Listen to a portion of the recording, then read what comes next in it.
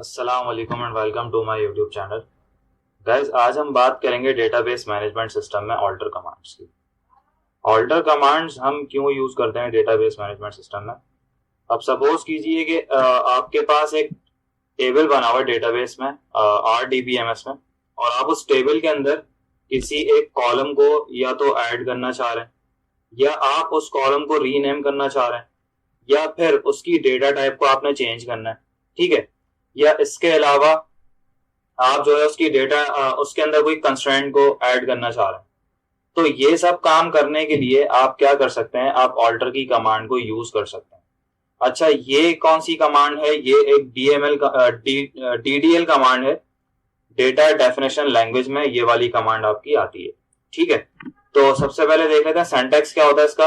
अगर आपको किसी भी एक टेबल के अंदर कॉलम को ऐड करना है तो आप क्या करेंगे? आप सिंपल ऑल्टर टेबल का नाम, उसके बाद ऐड लगा के, और जो भी आपका कॉलम होगा पुराना, जो आपको न्यू कॉलम ऐड करना होगा, उस कॉलम का नाम, उसके बाद उस कॉलम की डेफिनेशन, मतलब कि डेटा टाइप या फिर कंस्ट्रेंट कोई भी। ठीक है। इसके अलावा एग्जाम्पल देख लेते हैं। जैसे कि मेरे पास एक टेबल है एम्प्लॉय नाम का। अब मैं उसकी डेटा, उसके अंदर कोई टेबल को ऐड करना चाह रहा हूँ, उसके अंदर कोई कॉलम को ऐड करना चाह रहा हूँ, तो मैं क्या लिखूंगा? ऑल्टर लिखूंगा, टेबल का नाम, टेबल लिखूंगा, टेबल का नाम, और उसके बाद ऐड लिख के, और जो भी मुझे कॉलम को ऐड करना होगा मैं वहां पे ऐड कर सकता हूँ। ठीक है। इसके अलावा अगर मुझे किसी भी टेबल के अंदर कॉलम को जो है रीनेम करना है, या रीनेम नहीं, मुझे उसको करना है उसकी डेटा टाइप को चेंज, तो मैं ये सेकंड वाला सिंटैक्स को यूज कर लूंगा, मॉडिफाई लगा लूंगा। ठीक है। इसके अलावा मुझे किसी टेबल के अंदर से अगर किसी कॉलम को जो है डिलीट करना है तो मैं उसके लिए क्या यूज कर लूंगा? ड्रॉप को यूज कर लूंगा। ठीक है। तो ये होती है आपके सामने ऑल्टर की कमांड्स। अच्छा, अब देख लेते हैं जल्दी से कि किस तरीके से हम ऑल्टर को यूज करते हैं। चलते हैं अपने MySQL वर्क बेंच पे, और जल्दी से यहाँ पे मैं एक काम करता हूँ, जैम को स्टार्ट कर लेता हूँ।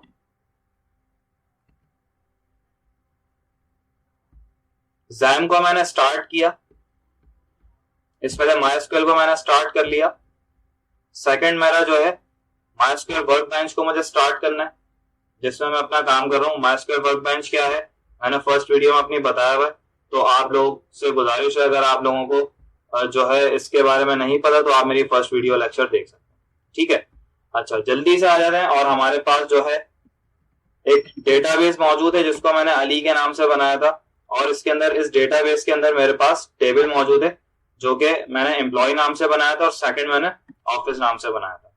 तो ऑफिस के अंदर जो डेटा मौजूद है उसको देख लेते हैं। यहां से ऑफिस के अंदर हमारे पास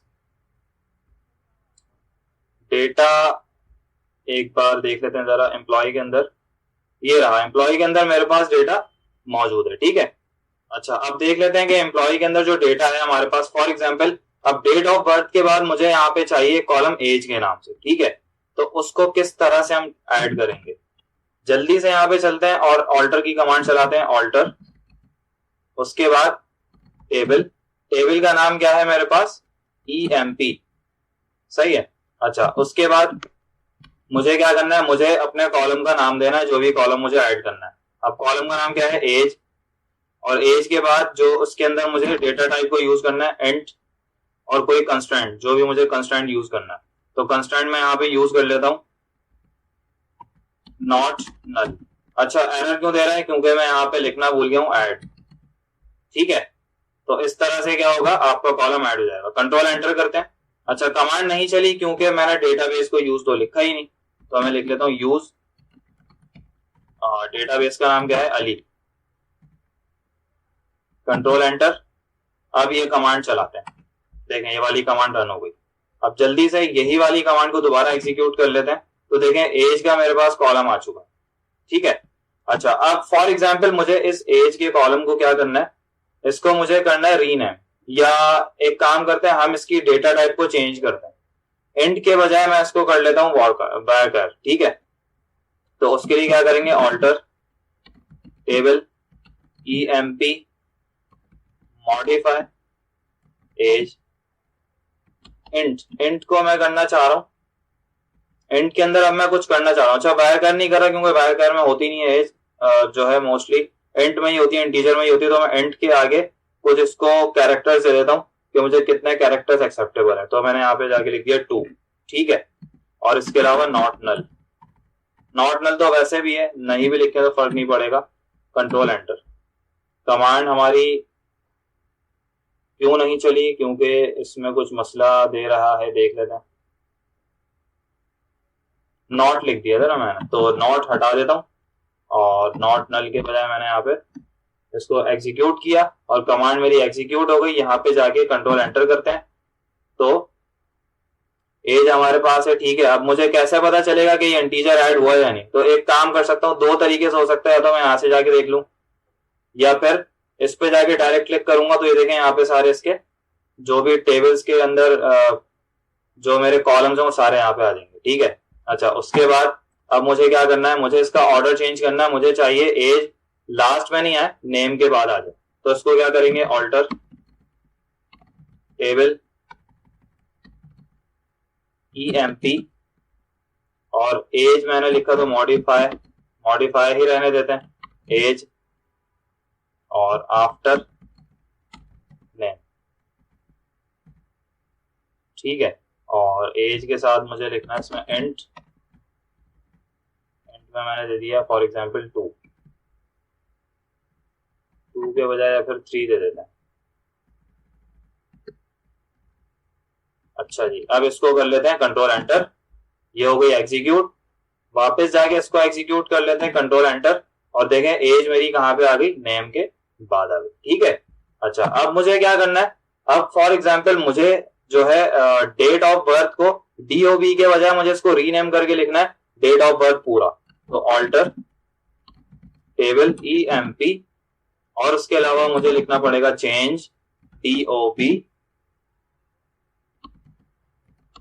डेट ऑफ बर्थ, इस तरीके से। अच्छा, 2 हम नहीं लिखते,